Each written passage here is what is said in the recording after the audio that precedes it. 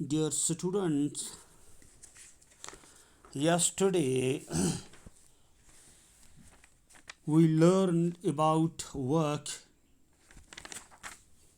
Today we are going to learn what is energy, units of energy. प्यारे बच्चों, अस्सलामु अलैकुम। हमारा सबक वर्क, एनर्जी और पावर चल रहा है। वर्क के बारे में कल हमने पढ़ा। आज हम एनर्जी के बारे में जानने जा रहे हैं। प्यारे बच्चों, गौर से सुनना।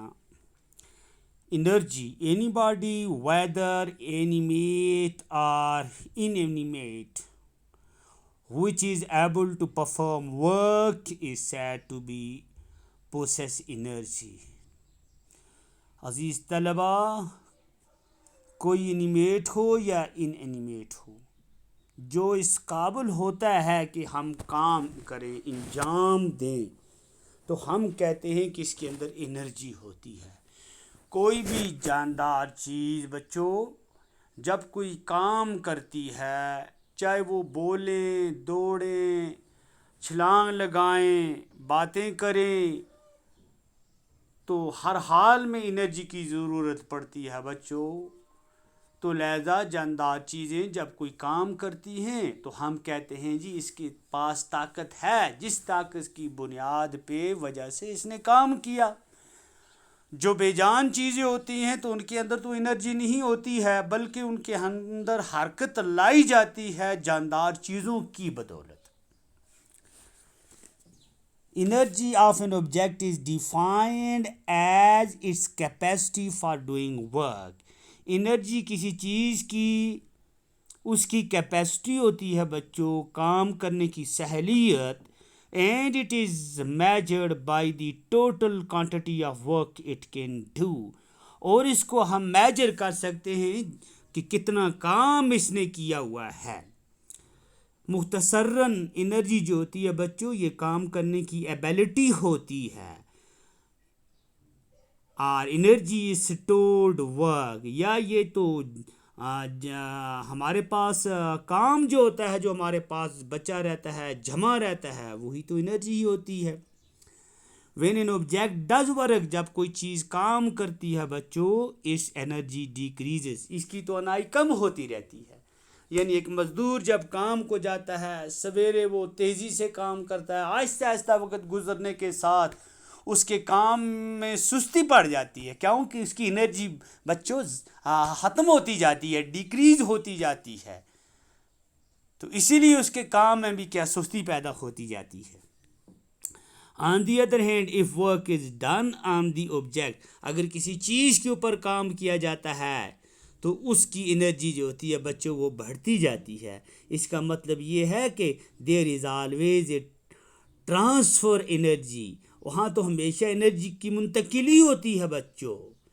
When ever work is done, जब काम किया जाता है। Thus work and energy are related to each other, इसलिए काम का और एनर्जी का बच्चों एक अहम रिश्ता है आपस में।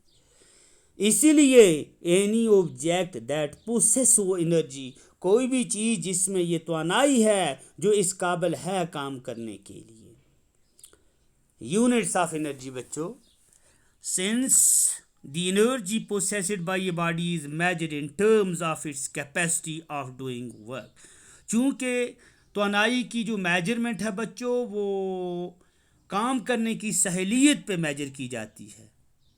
The unit of energy is therefore the same as that of work। लिहाजा जो यूनिट वर्क की है वही एनर्जी की है, क्योंकि इनका गहरा रिश्ता आपस में है।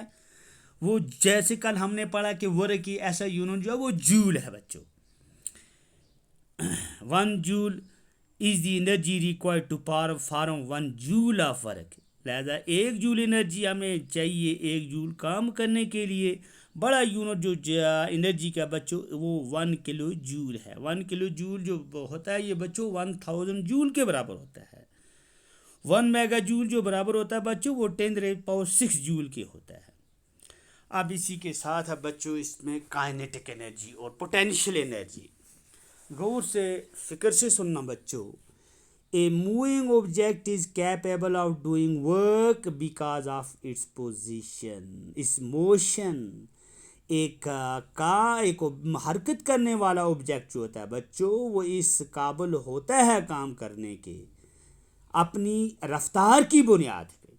इसलिए we say that the object has kinetic energy. कि इसके अंदर कौन सी एनर्जी है बच्चों? Kinetic energy. इसमें मोशन का भी ताल्लुक होता है, दखल होता है बच्चों।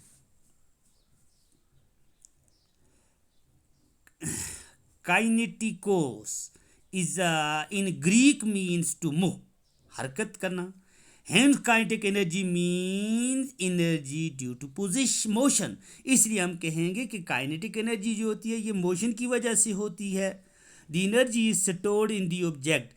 तवानाई जो होती है ये उस चीज़ के अंदर होती है। When work is done to change its velocity, जब काम होता है जो इसमें इसकी वेलोसिटी की तब्दीली की वजह से होता है, यानी लोअर वैल्यू से हायर वैल्यू की जानब, और या रेस्ट टू सर्टन वेलोसिटीज, या चंद रफ्तार की वजह से। यानी हाँ, मुख्तसरन में ये कहूँ कि काइनेटिक एनर्जी जो होती है बच्चों ये मोशन की बुनियाद पे होती है। इसके अंदर रफ्तार का दखल होता है। जितनी चीज़ तेज़ी से हरकत करेगी इतना काम ज़्यादा होगा, लिहाजा जिस में मोशन का दखल हो वो काइनेटिक एनर्जी कहलाती है बच्चों।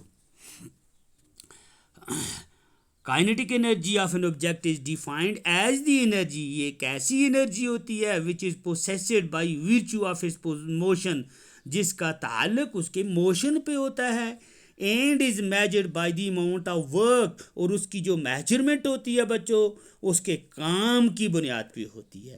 That the object can do, जो वो चीज़ करता है अगेंस्ट एन अपोजिंग फोर्स, उस फोर्स के मुखालिफ, जो उसकी मुखालिफ समझ में काम करता है। जब वो रुक यानी रेस्ट में आती है, या रेस्ट से आने से पहले पहले जो फोर्स उसके अपोजिंग काम करता है उसको रेस्ट में लाने के लिए, तो हरकत में यानी हरकत करने वाली चीज़ को, लिहाजा वो एनर्जी जो होती है वो काइनेटिक एनर्जी कहलाती है बच्चों। Kinetic energy of an object moving with a certain velocity. Kinetic energy जो किसी चीज़ की है बच्चों ये रफ्तार की वजह से, रफ्तार के साथ ये चलती रहती है, और इसका जो बराबर होना होता है ये उस काम के बराबर होती है जो काम ये अंजाम देता है। यानी कोई फ़ैसला तय करने के लिए जो एनर्जी लगती है वो बराबर होती है उस काम के जो काम वो अंजाम देता है बच्चों। कोई भी चीज़, फॉर एग्जांपल आप देखेंगे a ball rolling on a surface, जब हम एक बॉल को एक सरफेस के ऊपर रोल करते हैं, because it can set another ball into motion. Because it can set another ball, क्योंकि ये एक दूसरे बॉल को वहाँ सेट करता है, हरकत में लाता है जब ये उसके साथ टकराता है। मिसाल के तौर पे दो बाल है, एक बाल को हमने हरकत में रखा, उसको फोर्स लगाया, किक लगाई, वो भागता भागता रोल करता हुआ दूसरे बाल के साथ जब टकराएगा वो भी हरकत में आ जाएगा।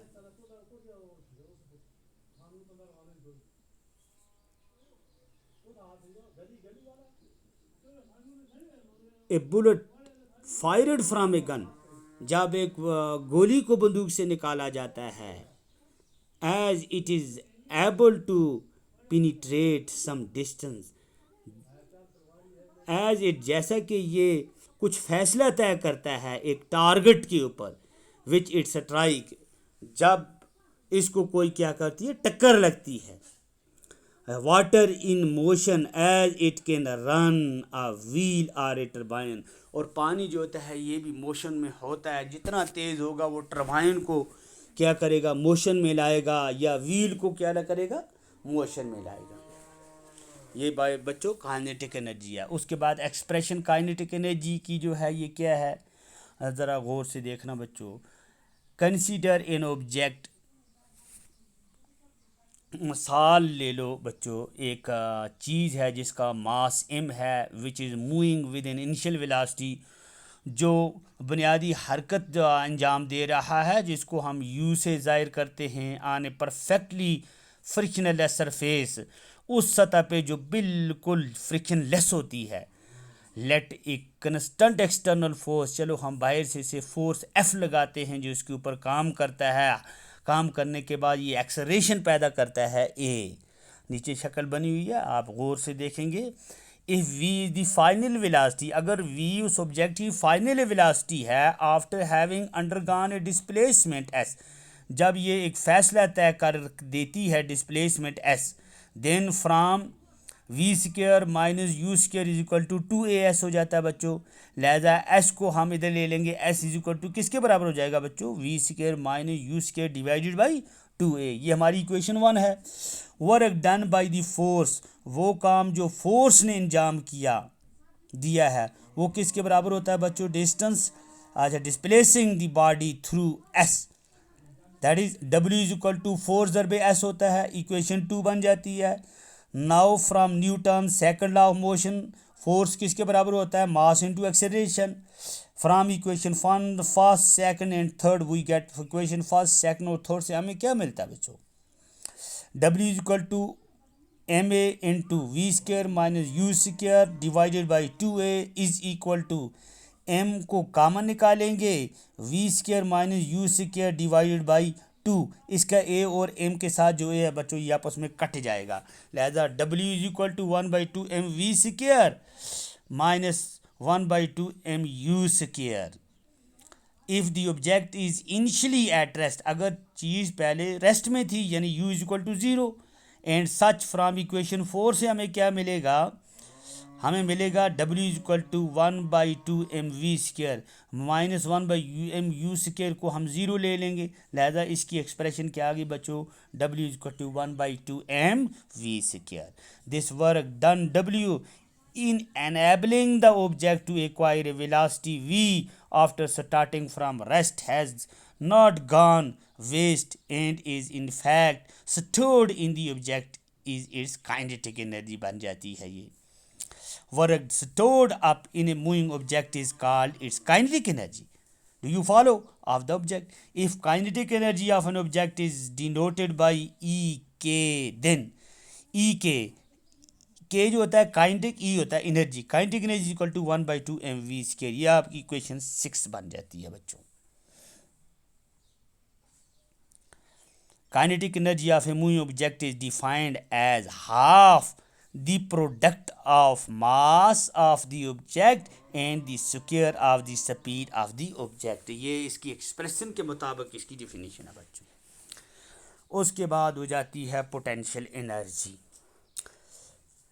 The effects of applying a force on an object are many. जब हम किसी चीज़ के ऊपर फोर्स लगाते हैं, बहुत तरह के फोर्स, एज डिस्कस्ड अर्लियर, जैसा कि पहले बताया जा चुका है। If the force changes the velocity of the object, अगर फोर्स उस चीज़ की रफ्तार को तब्दील कर देता है, the work done in doing so is stored up in the object in the form of its kinetic energy की सूरत में उसके अंदर ये एनर्जी जो होती है ये स्टोर रहती है। But in case the applied force does not change its velocity of the object, अगर किसी चीज़ के ऊपर जब फोर्स लगाया जाए तो उसकी वेलोसिटी में अगर कोई तब्दीली नहीं आती है, तब्दीली के बदले में, but instead changes its position और कॉन्फ़िगरेशन, इसकी पोजीशन जब जो तब्दील हो जाती है या इसकी शक्ल तब्दील हो जाती है, the work done by the force gets stored. लिहाजा जो काम होता है फोर्स के ज़रिए वो स्टोर रहता है उस चीज़ में, एक एनर्जी की दूसरी सूरत है जिसको हम पोटेंशियल एनर्जी कहते हैं। इसमें मोशन का दखल नहीं होता है। The energy possessed bye an object, energy जो किसी चीज़ के अंदर होती है, by the virtue of its position और कॉन्फ़िगरेशन, किसकी वजह से, पोजीशन या शेप की वजह से, उसको हम उसकी पोटेंशियल एनर्जी कहते हैं। It is measured by the work that the object can do, इसको भी मेजर कर सकते हैं उस काम की वजह से जो काम है ये अंजाम देता है।